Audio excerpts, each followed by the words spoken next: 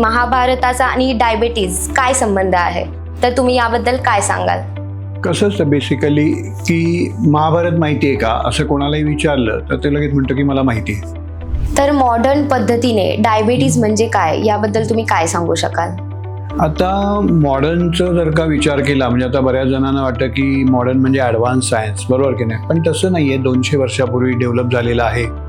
त्यामुळे अजून तरी प्रायोगिक तत्वावर ते आहे हे आपण समजून घेतलं पाहिजे, बरोबर की नाही? म्हणजे अजून काही परफेक्ट असं काहीच नाही आहे त्याच्यामध्ये. तर मग आयुर्वेदिक पद्धतीने डायबिटीज म्हणजे काय हे याबद्दल तुम्ही काय सांगाल? आता आयुर्वेदाचं जर का बघितलं तर म्हणजे 5000 वर्षापूर्वीपासून आहे आणि 5000 वर्षापूर्वीपासून कन्सेप्ट सेम आहे आणि ते आज पण लागू पडतात, याच्या पुढे पण लागू पडणार. तर जाता जाता तुम्ही लोकांना काय संदेश द्याल याबद्दल? तर आज आपले गेस्ट आहेत डॉक्टर विद्याधर गिरी. तर सर्वप्रथम आपण आपल्या पॉडकास्टमध्ये त्यांचे स्वागत करूयात. नमस्कार डॉक्टर. नमस्कार. तर डॉक्टर विद्याधर गिरी गेल्या 35 वर्षापासून आयुर्वेदिक क्षेत्रात प्रॅक्टिस करत आहेत. 2007 पासून ते औषधमुक्त जीवनावर काम करत आहेत आणि 2015 पासून ते डायबिटीज मुक्तीवर काम करत आहेत. त्यासाठी अनेक वर्तमानपत्रात लेख, टीव्ही शोज, रेडिओ शोज या माध्यमातून ते लोकांना औषधमुक्त जीवनावर मार्गदर्शन करत आहेत. तर आजच्या आपल्या पॉडकास्टमध्ये आपण प्राचीन आयुर्वेद आणि मॉडर्न मेडिसिन या दोन्ही दृष्टिकोनातून डायबिटीजचे कॉम्प्लिकेशन्स का होतात, का वाढतात हे आपण बघणार आहोत. सर्वप्रथम मी तुम्हाला विचारते की आपल्या पॉडकास्टचा थंबनेल आहे महाभारत आणि डायबिटीज. तर अनेक लोकांना असा प्रश्न पडेल की असा थंबनेल काय की महाभारताचा आणि डायबिटीज काय संबंध आहे, तर तुम्ही याबद्दल काय सांगाल? कसं असतं बेसिकली की महाभारत माहिती आहे का असं कोणालाही विचारलं तर ते लगेच म्हणतं की मला माहिती आहे. आता माहिती असतं म्हणजे काय माहिती असतं की बाबा कौरव पांडव त्यांचं झालेलं युद्ध या बेसिक काही गोष्टी सगळ्यांना माहिती असतात. पण खरं असं की महाभारत म्हणजे जीवनाचं तत्वज्ञान आहे. त्यानंतर त्याच्यामधली जर का गीता बघितलं आपण, कुरुक्षेत्रामध्ये जी कृष्णाने म्हणजे अर्जुनाला सांगितली, त्यामध्ये तर मॅनेजमेंट लेसन्स आहेत. म्हणजे त्याच्यावर अनेक म्हणजे आध्यात्मिक गुरु असतील त्यांनी विश्लेषण केलेलं आहे किंवा आता मॉडर्न याच्यामध्ये जे काही मॅनेजमेंट गुरु आहेत त्यांनी सुद्धा त्याच्यावर काय केलेलं आहे बऱ्यापैकी सांगितलेलं आहे. म्हणजे जीवनाचं तत्वज्ञान किंवा आपण एखादी म्हणजे व्यवसाय करत असू किंवा म्हणजे कुठल्याही गोष्टी म्हणजे त्याचं मॅनेजमेंट कसं करायचं हे सर्व त्याच्यामध्ये आपल्याला सांगतं. किंवा जीवनामध्ये काही प्रसंग आपल्याला आले तर त्यामध्ये कसा मार्ग काढावा हे सगळं आपल्याला त्यामध्ये सांगितलेलं आहे. तसंच डायबिटीजबद्दल आपल्याला माहिती आहे का असं जर का आपण विचारलं तर प्रत्येक जण म्हणतो हो माहिती आहे, बरोबर ना? माहिती आहे म्हणजे नक्की काय माहिती आहे? तर रक्तातली साखर वाढणे. मग रक्तातली बाबा साखर का वाढते? तर रक्तातली साखर जी आहे ती सेल्समध्ये जात नाही जिथे ती यूज व्हायला पाहिजे. मग आता ती का जात नाही? तर बाबा इन्सुलिन शरीरामध्ये काम करत नाही, बरोबर ना? म्हणजे पहिल्यांदा असं वाटत होतं की इन्सुलिनच्या कमीमुळे, आता म्हणतात की इन्सुलिन जास्ती असतं पण ते काम करत नाही, त्याच्यामुळे डायबिटीस होतो. पण एवढंच ज्ञान सफिशियंट आहे का? कारण कसं आहे की डायबिटीस मॅनेज करणं म्हणजे नक्की काय हा सगळ्यात मेजर पार्ट आहे. म्हणजे फक्त साखरेचे आकडे नॉर्मल ठेवणं म्हणजे डायबिटीस मॅनेज करणं का? खरं असं की आपल्याला तर आकडे कळत पण नाहीत. ती साखर 100 असू दे नाही तर 500 असू दे, आपल्याला काय फरक पडतो? म्हणजे ॲज अ पेशंट जर का आपण विचार केला तर म्हणजे काय असतं त्यांना महत्व कशाचं आहे की भविष्यात बाबा कॉम्प्लिकेशन्स होऊ नये. म्हणजे भविष्यातले कॉम्प्लिकेशन जर का आपण काय बघितले तर डायबेटिक न्यूरोपॅथी आहे, मग त्यामध्ये पायाला जळजळ होणं आहे, त्यानंतर जखम होणं आहे, ती न भरणं आहे, त्याच्यानंतर कधी कधी पाय कापणं आहे किंवा डोळ्याला कमी होतं, रेटायनोपॅथी होते, दिसायचं कमी होतं, बरोबर ना? किंवा अंधत्व येतं त्याच्यामधून पूर्णपणे. किंवा त्याच्यापुढे जर का आपण बघितलं तर किडनी फेल सारख्या समस्या आहेत, फॅटी लिव्हर आहे, या सगळ्या गोष्टी ज्या आहेत ह्या आपल्याला टाळता आल्या पाहिजेत. हे म्हणजे म्हणतो ना जो पेशंट असतो त्याचं महत्व ते असतं की बाबा मला भविष्यात काही कॉम्प्लिकेशन येऊ नयेत. मग त्याच्यासाठी त्याला सांगितलं होतं की नाही तू शुगर मॅनेज कर म्हणजे तुला काही कॉम्प्लिकेशन येणार नाही, बरोबर? पण तसं काही होताना दिसत नाही. म्हणजे जर का आपण ओव्हरऑल जर का सर्व्हे बघितला तर जवळजवळ म्हणजे 75% डायबेटिक लोक जी आहेत ती ब्लड प्रेशरमध्ये कन्वर्ट होतात, हायपरटेन्शन त्यांना क्रिएट होतं, त्याच्यातून हार्ट अटॅक सारखे प्रॉब्लेम येतात. जवळजवळ म्हणजे 50 ते 60% लोकांना न्यूरोपॅथी सारखे प्रॉब्लेम, त्याच्यातून लेग अँप्युटेशन, जवळजवळ 35 ते 40% लोकांमध्ये म्हणजे रेटायनोपॅथी सारखे प्रॉब्लेम येतात, त्याच्यातून अंधत्व येतं. या किडनी फेल्युअरचं प्रमाण सुद्धा हल्ली 50% जास्ती लोकांमध्ये वाढलेलं आहे. म्हणजे जर का एवढे कॉम्प्लिकेशन्स होत असतील तर मॅनेजमेंट म्हणजे नक्की काय हे समजून घेणं पण गरजेचं आहे. पण मॅनेजमेंट समजण्याच्या आधी डायबिटीस म्हणजे नक्की काय हे जर का आपण समजून घेतलं तरच आपल्याला त्याची मॅनेजमेंट किंवा त्याचं कॉम्प्लिकेशन्स काय होतात हे कळू शकेल. त्यामुळे महाभारतामध्ये कसं आहे की नुसतं गोष्ट माहिती असून माहिती नाही, बरोबर ना?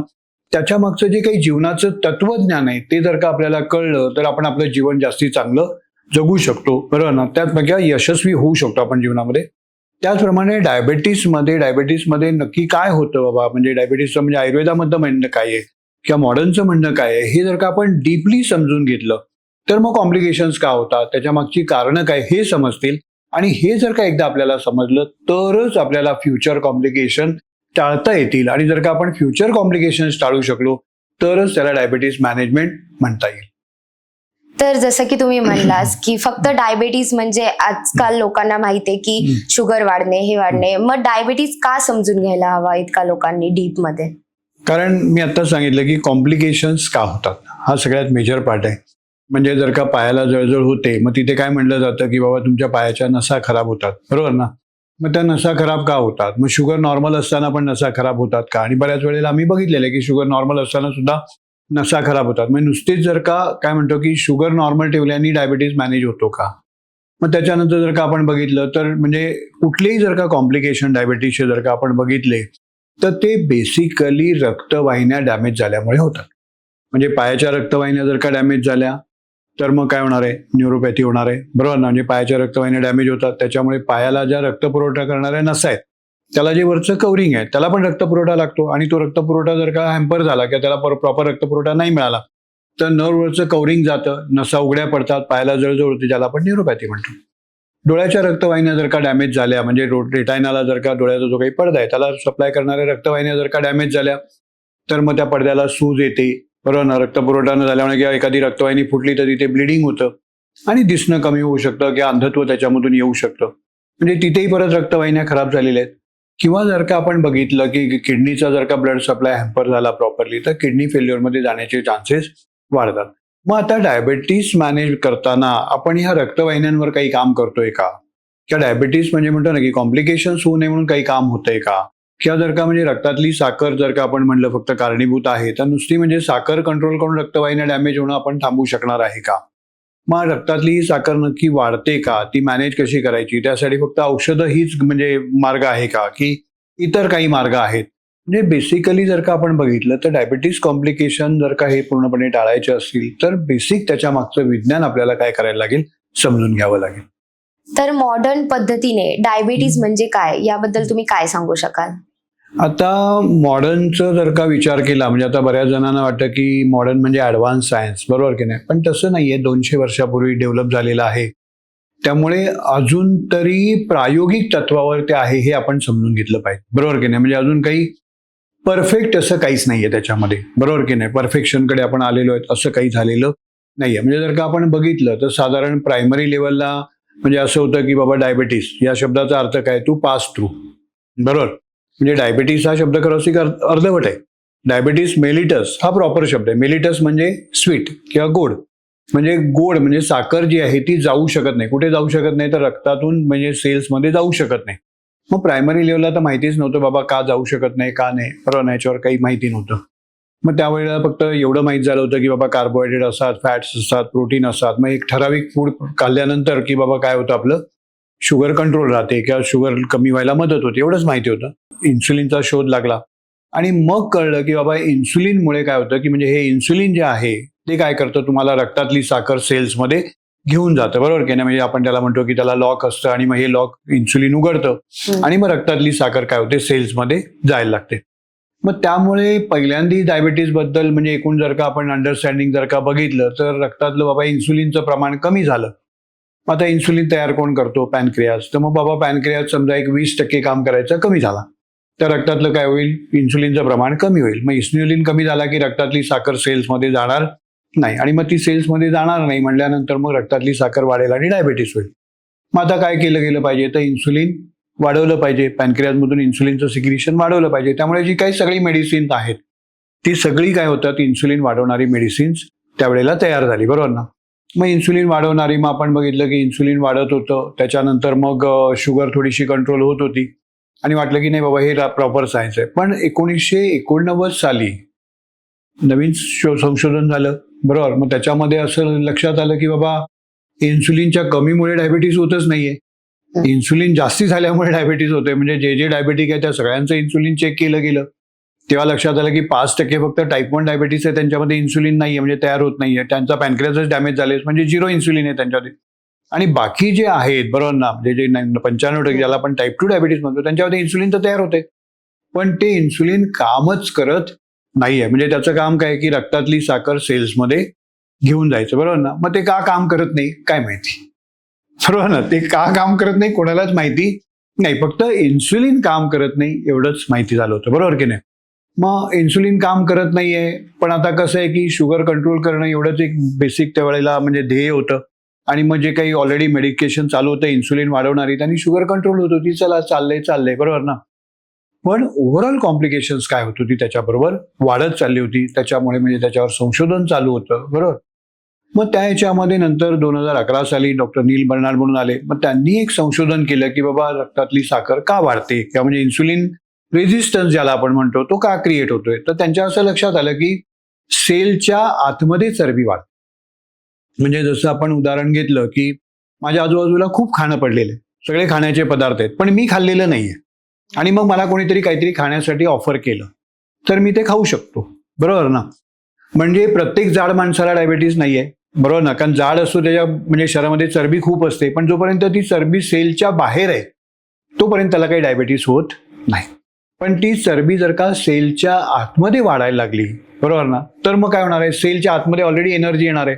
मग ज्या वेळेला मी काहीतरी खाईन किंवा म्हणजे त्या म्हणजे सेलच्या आतमध्ये चरबी गेली म्हणल्यावर त्याचं पोट भरलेलं आहे, मग तो नवीन काही घ्यायला तयार होणार नाहीये. मग मी काही खाल्लं तर त्याची जी साखर येईल त्यावेळेला तो सेल काय म्हणणार, माझ्याकडे ऑलरेडी काय आहे बाबा, एनर्जी आहे, मला त्या साखरेची गरज नाहीये, आणि मग तो ती साखर घ्यायला तयार होणार नाही इन्सुलिन असताना सुद्धा, बरोबर ना, ज्याला आपण इन्सुलिन रेझिस्टन्स म्हणतो, बरोबर की नाही. मग अशा वेळेला काय केलं गेलं, आपण इन्सुलिन वाढवत गेलो आणि जबरदस्ती ती साखर काय केलं गेलं त्या सेल्समध्ये आपण भरत गेलो, बरोबर की नाही. आणि मग अगेन्स्ट नेचर काम केलं गेल्यामुळे प्रॉब्लेम सगळे वाढत गेले, बरोबर. मग एकूणच जर का बघितलं तर साखरेबद्दलचं अंडरस्टँडिंग किंवा डायबिटीस बद्दलचं अंडरस्टँडिंग आपलं प्रॉपर नव्हतं, आणि मग कॉम्प्लिकेशन्स वाढतच जात होते. म्हणजे ती साखर कुठे ना कुठेतरी शरीरामध्ये डंप होत होती, त्याच्यातून कॉम्प्लिकेशन्स वाढत होते. पण मग आता नवीन संशोधन त्याच्यावर आलं आणि त्याच्यामध्ये असं लक्षात आलं की जे काही कॉम्प्लिकेशन्स होत आहेत त्याच्या मागे इन्सुलिनचा मोठा रोल आहे. म्हणजे शरीरामध्ये जर का इन्सुलिनचं प्रमाण वाढलं, म्हणजे नुसतं शुगर नाही, बरोबर ना, म्हणजे शरीरामध्ये जर का इन्सुलिनचं प्रमाण वाढलं तर इन्सुलिन काय करतं, रक्तवाहिन्यांना डॅमेज करायचं काम करतं, बरोबर. म्हणजे जर का आपण आता जर का हे मान्य केलं की बाबा इन्सुलिनमुळे रक्तवाहिन्या डॅमेज होत आहेत, तर मग डायबिटीस मॅनेजमेंटमध्ये किती डॉक्टर इन्सुलिन चेक करतात, हा सगळ्यात मेजर पार्ट आहे, बरोबर की नाही. म्हणजे प्रत्येक महिन्याला आता माझ्याकडे येणारे जे काही सगळे पेशंट्स आहेत, मी त्यांचं जर का बघतो ना तर त्यांचे असे जवळजवळ मागच्या 2 वर्षाचे रिपोर्ट्स असतात. प्रत्येक महिन्याला शुगर चेक केलेली आहे, शुगर वाढली तर गोळी वाढवलेली आहे. एक वेळ अशी येते की बाबा गोळ्यांनी काही कंट्रोल होत नाही, दिसलं की इन्सुलिन दिलेलं आहे, पण इन्सुलिन मात्र कोणीच चेक केलेलं नसतं, बरोबर. मग जर का इन्सुलिनच्या जास्तीमुळे किंवा हायपर इन्सुलिनियामुळे जर का कॉम्प्लिकेशन होत असतील, रक्तवाहिन्या डॅमेज होत असतील, तर इन्सुलिन चेक करणं गरजेचं आहे. मग डायबिटीस मॅनेजमेंटचा काय म्हणतो आपण बेसिक फंडा चेंज होऊन जातो. डायबिटीस मॅनेजमेंट म्हणजे साखर जरी रक्तातली नॉर्मल ठेवणं, त्याच्याबरोबर रक्तातलं इन्सुलिनचं प्रमाण सुद्धा नॉर्मल ठेवणं म्हणजे डायबिटीस मॅनेजमेंट, बरोबर ना. कारण त्याच्यावर आता HOMA-IR नावाची जी टेस्ट आली, बरोबर, म्हणजे तुम्हाला भविष्यात डायबेटिक कॉम्प्लिकेशन्स होणार आहेत का नाही आहेत हे टेस्ट सांगते, बरोबर ना.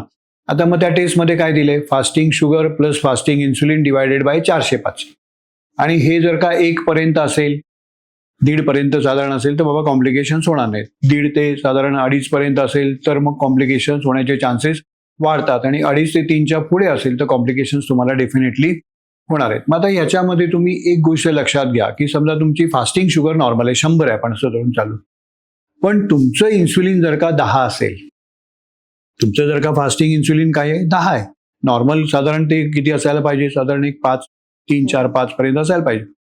कारण 3, 4, 5 पर्यंत असेल तर कसं होईल की 100 गुणिले 5, बरोबर ना, डिवाइड बाय 405 म्हणजे 1च्या आतमध्ये ते फिगर येईल, बरोबर. पण ते जर का म्हणजे 10च्या पुढे जर का गेलं, 10 झालं तर काय होईल, जवळजवळ 2च्या पुढे जाईल ते, बरोबर की नाही. म्हणजे तो जे काही कॅल्क्युलेशन आहे फास्टिंग शुगर म्हणजे 100 गुणिले 10 भागिले 405, 405 म्हणजे 405 दुने 400 दुने 800 म्हणजे जवळजवळ 2.5 पर्यंत जाईल ते, बरोबर की नाही कॅल्क्युलेशन. म्हणजे तुमची फास्टिंग शुगर 10च्या पुढे जर का गेली तर तुम्ही कॉम्प्लिकेशनला ड्यू झाला, बरोबर की नाही. म्हणजे डायबिटीस मॅनेजमेंट म्हणजे नक्की काय? आता जर का म्हणजे लेटेस्ट म्हणजे जर का याच्याप्रमाणे जर का आपण बघितलं तर तुमची शुगर पण नॉर्मल असली पाहिजे, तुमचं ब्लड इन्सुलिन सुद्धा नॉर्मल असलं पाहिजे, तरच तुम्ही भविष्यातले कॉम्प्लिकेशन्स टाळू शकाल, अन्यथा मात्र मुश्किल आहे. तर मग आयुर्वेदिक पद्धतीने डायबिटीज म्हणजे काय, हे याबद्दल तुम्ही काय सांगाल? आता आयुर्वेदाचं जर का बघितलं तर म्हणजे 5,000 वर्षापूर्वीपासून आहे आणि 5,000 वर्षापूर्वीपासून कन्सेप्ट सेम आहे आणि ते आज पण लागू पडतात, याच्या पुढे पण लागू पडणार आहे. बरोबर आहे ना? आता आयुर्वेदामध्ये जर का बघितलं तर म्हणजे म्हणतो ना की हे जे काही आपण म्हणतो की डायबिटीज बद्दल हे जे सगळं नॉलेज आहे, आयुर्वेदामध्ये फक्त एक पार्ट आहे, तो कफज प्रमेह, म्हणजे जाड लोकांना होणारा डायबिटीस. आणि आतापर्यंत आपल्याला एवढंच माहिती आहे, म्हणजे मॉडर्नच्या हिशोबाने आपल्याला एवढंच माहिती आहे डायबिटीस कोणाला होतो, जाड माणसांना होतो, आळशी माणसांना होतो, बरोबर की नाही, सिडेंटरी लाईफस्टाईल असलेल्यांना होतो. पण आजकाल असं लक्षात आलंय की स्पोर्ट्समन असतात, 21-21 किलोमीटर पळून येतात आणि इन्सुलिन घेणारे सुद्धा आहे, बरोबर की नाही. म्हणजे स्पोर्ट्समन लोकांना सुद्धा डायबिटीस होताना दिसतोय आपल्याला. जसं आपण बघतो की हल्ली जिम मध्ये सुद्धा हार्ट अटॅक येत आहेत, बरोबर ना. पहिल्यांदा ते म्हणत होते जिम करणं म्हणजे हेल्दीचं लक्षण आहे आणि जिम करणाऱ्यांना तर हल्ली हार्ट अटॅक येत आहेत, बरोबर की नाही. आता त्याची कारणं वेगळी आहेत, तो वेगळा विषय, आपण नंतर बोलू, बरोबर की नाही. दुसरं म्हणजे बारीक जे असतात एकदम कडके, त्यांनाही डायबिटीस होतोय. मग त्याचं कुठलंही वर्णन सध्या तरी मॉडर्नमध्ये आधी नव्हतं, आता हळूहळू त्यांनी ते ऍड करायला सुरुवात केलेली आहे. मग आयुर्वेदामध्ये पहिल्यांदा काय सांगितलेलं आहे की कफज प्रमेय, बरोबर की नाही. मग जे काही कफज प्रमेय किंवा जाड माणसांना होणारा जो काही डायबिटीस आहे, मग आयुर्वेदामध्ये जे काही सांगितलं की बाबा सेलच्या आतमध्ये चरबी वाढते, तेच आता प्रूव्ह झालेलं आहे, बरोबर आहे की नाही. म्हणजे इंट्रासेल्युलर फॅट जर का तुमचं वाढलं, म्हणजे म्हणतो ना की बाहेर खाण्याचे किती पदार्थ असतील पण माझ्या पोट जर का भरलेलं असेल तर मी ऍक्सेप्ट करणार नाहीये. तसं शरीरामध्ये ज्या वेळेला काय म्हणतो की सेलच्या आतमध्ये भरपूर एनर्जी असेल तर ते म्हणजे सेल घ्यायला तयार होणार नाहीयेत. मग आयुर्वेदामध्ये पहिल्यापासून काय सांगितलंय की कफज प्रमेय म्हणजे जाड माणसांना होणारा डायबिटीस आहे, बरोबर ना. मग आयुर्वेदामध्ये पहिल्यांदापासून सांगितलं की बाबा त्याची चरबी काय करा, कमी करा. मग इंट्रासेल्युलर फॅट जर का कमी करायचं असेल तर त्याच्यासाठी मार्ग काय, तर वमन, बरोबर ना. म्हणजे आयुर्वेदामध्ये वमन थेरपी सांगितलेली आहे की त्याच्यामध्ये मग वमनाने काय होतं की तुमच्या इंट्रासेल्युलर फॅट सुद्धा कमी होतात. त्याच्यावर अनेक प्रकारची संशोधन झालेली आहे, बरोबर ना. बऱ्याच जणांना वाटतं की वमन म्हणजे नुसती उलटी करणं आहे की काय, पण आता त्याच्यावर जे काही सायंटिफिक स्टडी झालेले आहेत, बरोबर ना, त्याच्यामध्ये हे प्रूव्ह झालंय की वमन म्हणजे काय काय होतं, तर तुमचं मेड्युला ऑब्लॉंगेटा म्हणजे ब्रेनमध्ये असलेलं ओमिटिंग सेंटर ऍक्टिव्हेट होतं. दुसरं म्हणजे तुमची व्हेगस नर्व, बरोबर ना, त्याच्यावर बऱ्याच म्हणजे नॉलेज आहे, बऱ्याच म्हणजे व्हेगस नर्व तुमच्या पूर्ण शरीराला बॅलन्स करते. तुमची व्हेगस नर्व त्याच्यामध्ये ऍक्टिव्हेट होते, बरोबर की नाही. आणि मग व्हेगस नर्व ऍक्टिव्हेट झाल्यामुळे त्यांचं तुमचं म्हणजे ब्रेन सेंटर्स ऍक्टिव्हेट झाल्यामुळे काय होतं की तुमचं हॉर्मोनल बॅलन्स सुद्धा त्याच्यामध्ये, म्हणतो ना न्यूरो हॉर्मोनल बॅलन्स असं त्याच्यामध्ये म्हणजे सायंटिफिक वर्ड दिलेला आहे, तो न्यूरो हॉर्मोनल बॅलन्स शरीराचा होतो. आणि मग शरीराचा जर का न्यूरो हॉर्मोनल बॅलन्स होत असेल, बरोबर आहे की नाही, तर त्याच्यातून काय होतं, इंट्रासेल्युलर फॅट कमी होतं. दुसरं म्हणजे शरीरामध्ये जी काय म्हणजे इंट्रासेल्युलर फॅट वाढण्याची जी टेंडन्सी असते ती कमी होते मेनली, बरोबर की नाही. कारण तुम्ही इंट्रासेल्युलर फॅट नुसतं जर का कमी केलं, म्हणजे असं म्हणतो ना की आता मी पोटभर जेवलेलो आहे म्हणून मी काही नवीन घ्यायला तयार होत नाही, पण मला जर का एक 6 तास 8 तास उपाशी ठेवलं तर माझं पोट खाली होणार आहे ना. मग म्हणजे डाएट कन्सेप्ट जे आता आलेत किंवा डाएटमुळे डायबिटीज बरा होतो, हा जो काही कन्सेप्ट आलाय तो तसाच आहे. म्हणजे त्याला एक तर कार्बोहायड्रेट कमी द्या की हल्ली फास्टिंग म्हणतात, 72 आवर्स फास्टिंग करा, 12 आवर्स फास्टिंग करा, इंटरमिटंट फास्टिंग करा. म्हणजे फास्टिंग केल्यामुळे काय होणार आहे, उपास केल्यामुळे त्या सेलमधलं असलेली चरबी संपून जाणार आहे बाहेरून तुम्ही काही दिलं नाही तर, आणि मग नवीन चरबी ऍक्सेप्ट करायला सेल तयार होणार आहे, म्हणजे तुमचं इन्सुलिन सेन्सिटिव्हिटी शेवटी कमी होणार आहे. पण मग त्याच्यासाठी नुसतं म्हणजे तुम्ही उपास ठेवला की झालं, पण परत खाल्यानंतर परत इंट्रासेल्युलर फॅट वाढणार आहे, कारण ती टेंडन्सी आहे शरीराची डायबिटीज होण्याची. पण आयुर्वेदामध्ये जे वमन सांगितलेलं आहे किंवा अनेक प्रकारची जी काही मेडिकेशन सांगितलेले आहेत त्यांनी काय होतं, हे इंट्रासेल्युलर फॅट बनण्याची टेंडन्सी कमी होते, म्हणजे त्यातून डायबिटीज रिव्हर्सलकडे आपण काय करू शकतो, जाऊ शकतो, बरोबर आहे ना. आता हा एक भाग झाला. पण आयुर्वेदामध्ये म्हणजे काय म्हणतो की पित्तज प्रमेय सांगितले, म्हणजे आपण म्हणतो ना स्पोर्ट्समन लोकांना होतं, त्यांचा तर बीएमआय एकदम नॉर्मल असतो, बरोबर ना. एखाद्याची 170 हाईट असेल तर 70 वजन असतं, म्हणजे बीएमआयच्या हिशोबाने जर का बघितला तर तो परफेक्ट असतो. आणि मग त्यांच्यावर जे काही डायटरी प्रयोग चालतात, म्हणजे उपास करा आणि इंटरमिटंट फास्टिंग करा, उलट त्यांना ते नुकसानदायक होण्याची शक्यता असते, कारण ऑलरेडी त्यांचा बीएमआय नॉर्मल असतो आणि त्यात तुम्ही त्यांचं वजन कमी करून टाकलं तर त्यांचा मसल लॉस वगैरे होण्याची शक्यता असते आणि मग ते लवकर कॉम्प्लिकेशन्समध्ये जातात, कारण त्यांच्या शरीरामध्ये एक्सेस हीट असते. पित्तजवाले आहेत ते, बरोबर. आयुर्वेदामध्ये कसं सांगितलेलं आहे की जर का पित्तज असेल तर त्याची कारणं वेगळी आहेत. त्याला काही इंट्रासेल्युलर फॅट नसतं, बरोबर ना. म्हणजे हा प्रकार अजून मॉडर्नमध्ये अजून इन्व्हेंट व्हायचाच आहे, बरोबर ना. त्यांना अजून याच्याबद्दल माहिती पण नाही. पण आयुर्वेदामध्ये त्याचं आधीपासून सांगितलेलं आहे. मग इंट्रासेल्युलर फॅट त्यांना नाही आहे, मग त्यांना प्रॉब्लेम काय आहे, की जसं म्हणतो ना एखादा स्पंज आहे तो कडक झाला तर त्याच्यामध्ये पाणी शोषलं जाणार नाही. तसे आपल्या सेलची वॉल जर का रिजिड झाले हीटमुळे, बरोबर ना, तर ते सेल काय करणार आहे, शुगर ऍब्सॉर्ब करणार नाही, बरोबर. मग त्या हिशोबाने त्यांच्या बाबतीत जर का बघितलं तर त्यांच्या शरीरातली हीट कमी करणं, पित्त कमी करणं हा त्याच्या मागचा मेन पॉईंट आहे, बरोबर की नाही. मग पित्त कमी करायचं असेल तर आयुर्वेदामध्ये विरेचन सांगितलेलं आहे. आणि विरेचन कमी करून जर का त्यांच्या शरीरातली हीट कमी केली तर त्यांची शुगर कमी होते, फ्युचर कॉम्प्लिकेशन्स आपल्याला टाळता येतात. कारण जर का पित्त रक्त म्हणजे म्हणतो ना की जर का रक्तवाहिन्यांमध्ये पित्त असेल, रक्तपित्त असं आयुर्वेदामध्ये म्हणलंय त्याला, तर त्यांनी रक्तवाहिन्या लवकर डॅमेज होतील. तुम्ही विचार करा ना, एखाद्या जर का रबरी पाईपमधून गरम पाणी जायला लागलं तर पाईप खराब होणार आहे. इव्हन तो जर का म्हणजे रक्तवाहिन्यांमधून गरम रक्त जायला लागलं तर शरीर त्याला वाचवण्यासाठी काय करणार, कोलेस्ट्रॉल तयार करणार आहे. आणि मग त्या कोलेस्ट्रॉलनी एक लेअर जळला, दुसरा जळला, तिला असं करत करत ब्लॉकेजेस तयार होणार आहे. त्यामुळे आम्ही बघतो की डायबेटिक कॉम्प्लिकेशन जे आहे ते पित्तज्वाल्यांमध्ये लवकर होतात, कफज्वाल्यांमध्ये थोडेसे उशिरा होतात. त्यामुळे म्हणजे आम्ही बघतो 5-6 वर्षामध्येच रेटायनोपॅथी व्हायला लागली, 5-6 वर्षामध्येच न्यूरोपॅथी व्हायला लागले. हे कोणाला होतात, तर पित्तज्वाल्यांना होतात. आणि त्याच्यानंतरचा जर का आपण भाग बघितला, बरोबर ना, जे बारीक आहेत त्यांच्यामध्ये मसल्समध्ये शुगर वापरण्याची कॅपॅसिटीच नसते. तर त्यामुळे ते काही शुगर ऍक्सेप्ट करत नाहीत. मग त्यांच्यासाठी बल वाढवणारी ट्रीटमेंट द्यावी लागते, की बाबा त्यांचे मसल्स शुगर कसे ऍक्सेप्ट करतील, त्यांचं वजन कसं वाढेल, या दृष्टिकोनातून काम करावं लागतं. की त्यांच्या शरीरातला जर का वात कमी केला, बरोबर ना, कारण त्यांच्या शरीरामध्ये कसं आहे की एक्सेस शुगर जी आहे, जाड माणसांमध्ये कसं असतं, ती फॅट्समध्ये कन्वर्ट होण्याची म्हणजे मेकॅनिझम असते. त्यांच्या शरीरामध्ये ती मेकॅनिझमच नसते, फॅट्समध्ये कन्वर्ट होत नाही, ती एक्सेस शुगर तशीच राहते. मग त्यांच्यासाठी शरीरातला वात कमी करून शरीरामध्ये शुगरची एंट्री कशी कमी करता येईल याच्यावर काम करावं लागतं. तर त्यामुळे आयुर्वेदाच्या दृष्टिकोनातून जर का प्रॉपरली काम केलं तर नक्कीच फ्युचर कॉम्प्लिकेशन्स टाळता येतात. आणि आम्ही त्या दृष्टिकोनातून काम सुद्धा करतो. तुम्ही खूप छान माहिती सांगत आहात आणि ते माझ्यासाठी पण खूप काही नवीन होतं हे सगळं. आणि अशाच प्रकारे डायबिटीसचे अजून खूप काही प्रकार आहेत आणि लोकांना आज समजलं की डायबिटीज म्हणजे फक्त शुगर वाढणे नाही आहे, यामागे खूप काही रिझन्स आहेत आणि आपण ते फ्युचर कॉम्प्लिकेशन्स टाळण्यासाठी खूप काही उपाय करू शकतो आयुर्वेदिक पद्धतीने सुद्धा. तर आपला पॉडकास्टची वेळ संपत आहे आता, तर जाता जाता तुम्ही लोकांना काय संदेश द्याल याबद्दल? कसं आहे की डायबिटीज मॅनेजमेंट म्हणजे फक्त शुगर मॅनेजमेंट नाही आहे, तर भविष्यातले कॉम्प्लिकेशन्स आपल्याला टाळता आले पाहिजे. म्हणजे रेटायनोपॅथी असेल, न्यूरोपॅथी असेल, किडनी फेल्युअर असेल किंवा फॅटी लिव्हर सारखे प्रॉब्लेम आपल्याला टाळता आले पाहिजे. आणि ह्या सगळ्या गोष्टी फक्त शुगरमुळे होतात नाहीये. म्हणजे तुमच्या शरीरात इन्सुलिन वाढल्यामुळे होतं. दुसरं म्हणजे ह्या सगळ्या गोष्टी होण्यासाठी अनेक प्रकारचे विटॅमिन्स, मिनरल्स, बरोबर ना, किंवा अँटीऑक्सिडंट म्हणजे शरीरामध्ये ऑक्सिडेटिव्ह ट्रेस तयार होतो. मग त्यामुळे हे ऑक्सिडेशन काय करतं, आपल्या शरीराला डॅमेज करत असं इंटरनली, तुमच्या नसा डॅमेज करतं, रक्तवाहिन्या डॅमेज करतं.